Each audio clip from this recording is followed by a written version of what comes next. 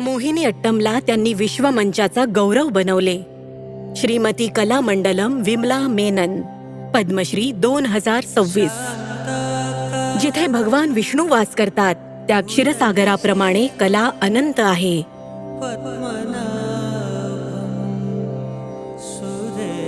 कलाप्रेमी कुटुंबात जन्मलेल्या गुरु कलामंडलम विमला मेनन अशा काळात वाढल्या जेव्हा सामाजिक नियमांनुसार महिलांना नृत्य करण्यास मनाई होती. वयाच्या 10व्या वर्षी त्या वल्लतोळ नारायण मेनन यांना भेटल्या, ज्यांनी त्यांना केरळ कलामंडलम मध्ये सामील होण्यासाठी प्रेरित केलं. सामाजिक बंधनं तोडून त्यांनी केरळ कलामंडलम मध्ये प्रशिक्षण घेण्यास सुरुवात केली आणि तिथूनच त्यांच्या मनात नृत्यकलेबद्दल आयुष्यभराचं प्रेम निर्माण झालं. मोहिनी अट्टम हेच त्यांचं जग होतं, पण त्यांचा प्रवास पुढेही चालू राहिला. त्यांनी भरतनाट्यमचं प्रशिक्षण घेतलं, कुचिपुडी शिकल्या आणि ते केरळला नेलं. लवकरच गुरु कलामंडलम विमला मेनन यांनी केरळ नाट्य अकादमीची स्थापना केली आणि मोहिनी अट्टम सुधारणेचं नेतृत्व केलं.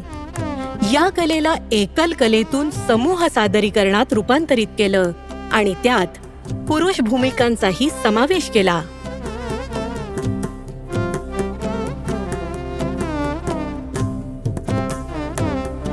कुटुंबाच्या बळावर हा वारसा त्यांच्या मुली आणि नातींच्या माध्यमातून पुढे सुरू आहे.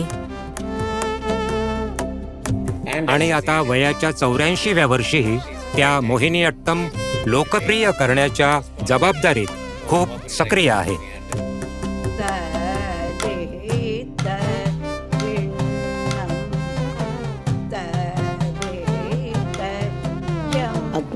जेव्हा मी भगवान पद्मनाभावर नृत्य दिग्दर्शन केले तेव्हा मला प्रचंड आनंद आणि खोल समाधानासह मोठी ओळख मिळाली.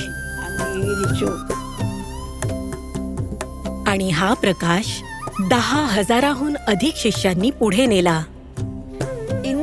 आज आपण जे मोहिनी अट्टमचे पोशाख आणि दागिने पाहतो ते माझ्या आई कलामंडलम विमला मेनन यांनी डिझाईन केले होते. त्यांनी मोहिनी अट्टम मध्ये केरळची पारंपरिक वाद्य जोडली.